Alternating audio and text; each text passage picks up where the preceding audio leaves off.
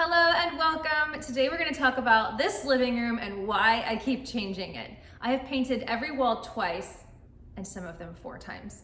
I was showing on Instagram when I was painting and they were like, didn't you just stencil that? Yes I did. I didn't understand if I'm just addicted to change and I just love changing things up so much, but I realized what it actually is I hadn't found the solution for this space that fits my style. It was all across the board. There was black paint, white paint, stencils, wallpaper. I'm gonna show you the evolution of how it went and then how I decided to fix things. I do like to change things up, but there are some areas of my house that I look at and my mind is at peace, like the dining room and the back lanai. I'm not seeing these spaces as a before picture or mentally painting or mentally rearranging furniture. I think I keep shifting gears in the living room because I haven't found what works best for my style in this space yet. But I'm on the right track now and I can't wait to show you. Let's talk briefly about finding your personal home decor style. If you're looking for your own style, look at your Pinterest boards. What are the commonalities in those spaces? What are the spaces in your home that you like best and why? I recently finished updating our back lanai and I think it helped me better understand my style. Of course, it's ever evolving, but some things remain the same. Trendy or not, I like white walls. I prefer a timeless look that's reminiscent of like an old world garden, but still casual and approachable. I like black, white, gray, and wood tones with pops of green. I can introduce pops of other colors sometimes, but I tire after a year or so. Now let me shift gears and show you how this living room has changed in just 4 years. One of the first things I did was add a board and batten wall in the entry. I still love this feature. It adds interest to this very high blank wall. The white paint in the main living area was already a great color. I had to have it color matched, but my guess is that it is Alabaster by Sherwin-Williams and the comparable White Stone by Behr. Number 2, this is how I tried to break up all the whites. All the white everything was bland, and so I decided to add in some gray and black. I painted above the board and batten wall and the ledge up there French gray, and I found these frames at a thrift store and repurposed them. I also painted the door black and stenciled the TV wall. That took forever.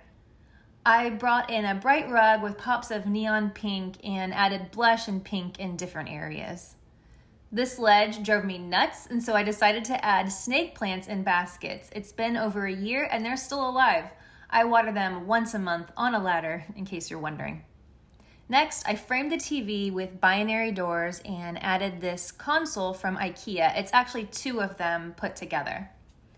Then we ended up getting new doors and windows. I didn't miss the heavy black on the door, so I painted it Sage Wisdom. Now there's a lot going on here with no real color palette or plan.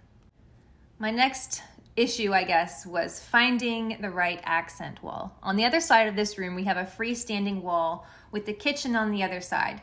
We would love to tear it down and open up the kitchen to the living room, but that'll have to wait a few years. So I was all over the place on this one. This is how it looked when we moved in. Looks like I'm trying out a California casual vibe here. I kind of like it. Painting the walls black was trendy that year, so I gave it a go. And I liked it. At least for a little while. It was dramatic and different, but it taught me that my eyes really do prefer creamy white walls. Then a wallpaper company reached out for a TikTok collaboration, and I thought, why not? I loved the oversized herons on this mural. The pink was okay, but definitely wore on me over time. But it was peel and stick paper, so I gave it a shot. The area under the bar was still black, making things look quite disjointed. Now I'm going to start shifting into how I started fixing things. Now this space had so many things going on and too many colors. The stencil pattern was getting to me, and so was that blush of the wallpaper. So I sat every day. We short-term fostered a baby, and I was sitting in the living room every day coming up with my plan. So first, I took out the spot color. I took out all the pink. I swapped the rugs with the playroom. I changed out the pink pillows, painted over the pink in the artwork above the board and batten wall. I knew I wanted green to be the main player in here now, with paint and pillows.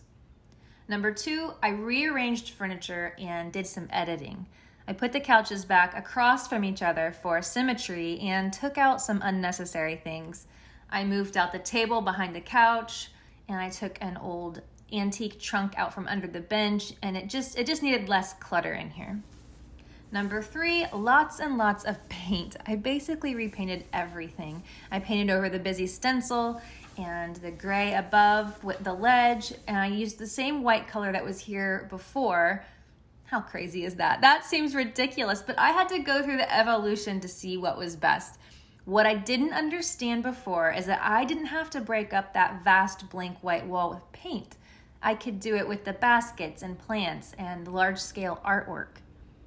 Then one day a kid was homesick and I was just sitting here with him, so I picked up a paintbrush and painted the mural the same stage as the hallway. I was so excited. I was finally getting somewhere. I continued to go around the bar area as well, and now the wall feels much more cohesive with the hallway. It's okay to just keep trying until you find a style and what works for you. I'd love to know what's one room in your house that you couldn't quite get right, that you're constantly fussing with, painting, doing all different kinds of things, or what's one room that you love so much and would never change anything.